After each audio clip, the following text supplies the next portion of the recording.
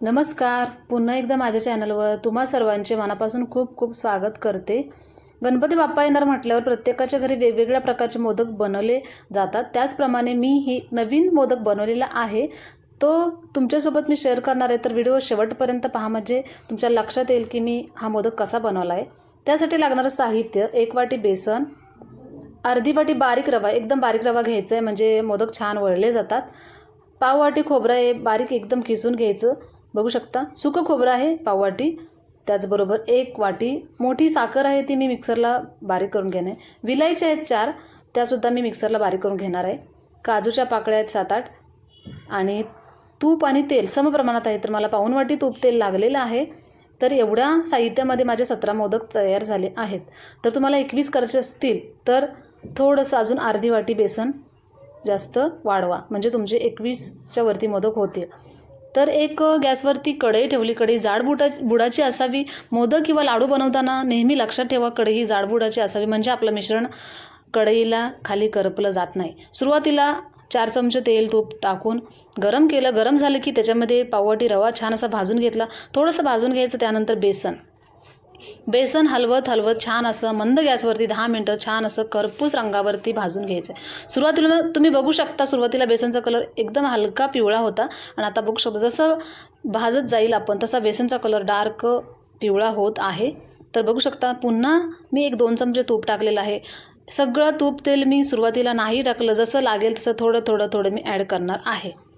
त्याचसोबत जे बारीक किसलेलं खोबरं आहे ते सुद्धा मी भाजून घेणार आहे. ह्याच्यामध्ये खोबरं अवश्य टाका, म्हणजे मोदक ना खूप छान असे चवदार लागतात. खोबरं जेव्हा मोदक खाताना दाताखाली येतं ना, तेव्हा खूप छान असं छान असा म्हणजे स्मेल पण येतो आणि खूप छान असे मोदक तयार होतात आपले. त्यासाठी खोबरं अवश्य टाकावं. त्याचबरोबर जे ड्रायफ्रूट होतं आपलं, म्हणजे ड्रायफ्रूट कोणतंही वापरू शकता. मी काजू वापरले, तुम्हाला बदाम मनुके जे आवडेल ते, आपल्याकडं जे अवेलेबल असेल ते टाकायचं. तर आता सुरुवातीला मी मिक्सरला साखर आणि वेलची बारीक करून घेणार आहे. तर ती बारीक करून घेतली. त्यानंतर मी आपले जे काजू होते त्याच्या छोटे काप केले, ते सुद्धा मी याच्यामध्ये ॲड करणार आहे. ते सुद्धा छान असं भाजून घेते.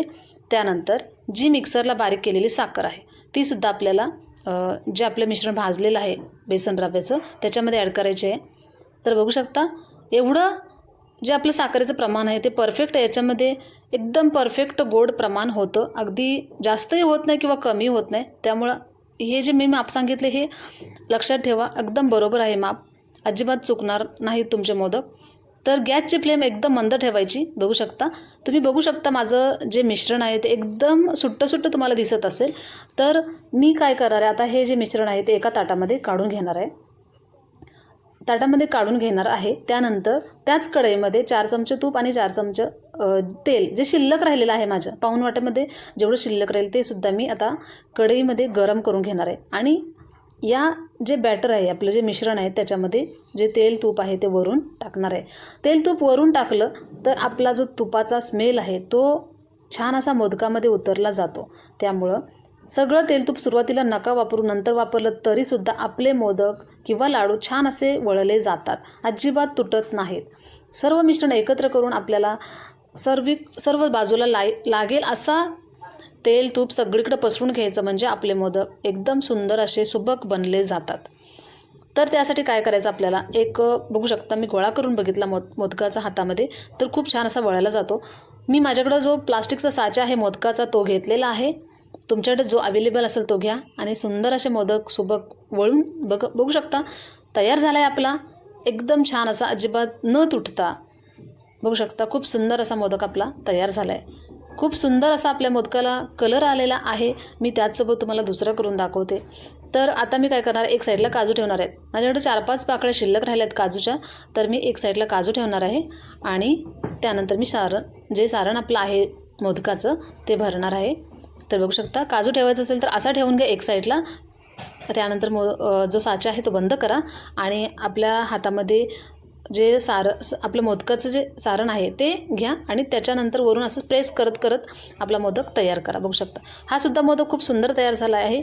तर तुम्हाला दुसरा दाखवते. बघू शकता असं काजू ठेवायचं एक साईडला आणि असं मिश्रण भरायचं आणि आपल्या पूर्ण टोकापर्यंत मिश्रण जाऊ द्यायचं असेल, म्हणजे काय होतं कधी सरकत नाही पुढं, अशा वेळेला काय करायचं, सुरुवातीला थोडंसं सारण घ्यायचं आपलं जे काही मिश्रण आहे ते सुरुवातीला अंगठ्याच्या साह्यानं टोकापर्यंत दाबून घ्यायचं. म्हणजे काय होतं, आपली जी टोक आहे वरची मोदकाची त्या पूर्ण टोकापर्यंत आपलं सारण गेलं जातं आणि खूप सुंदर असा मोदक, एकदम सुबक असा दिसतो मोदक. तर बघू शकता अंगठ्याच्या साह्याने प्रेस करत करत जेवढं बसल एवढं आपलं सारण आपल्याला याच्यामध्ये घालायचं आहे आणि आपला सुंदर मोदक तयार बघू शकता झालेला आहे, अजिबात न तुटता.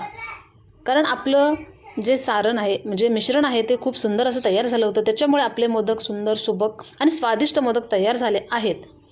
तर व्हिडिओ आवडला तर नक्कीच लाईक, शेअर आणि चॅनलवर जर नवीन असाल तर सबस्क्राईब करायला अजिबात विसरू नका. पूर्ण व्हिडिओ पाहिल्याबद्दल मनापासून पुन्हा एकदा आभारी आहे. धन्यवाद.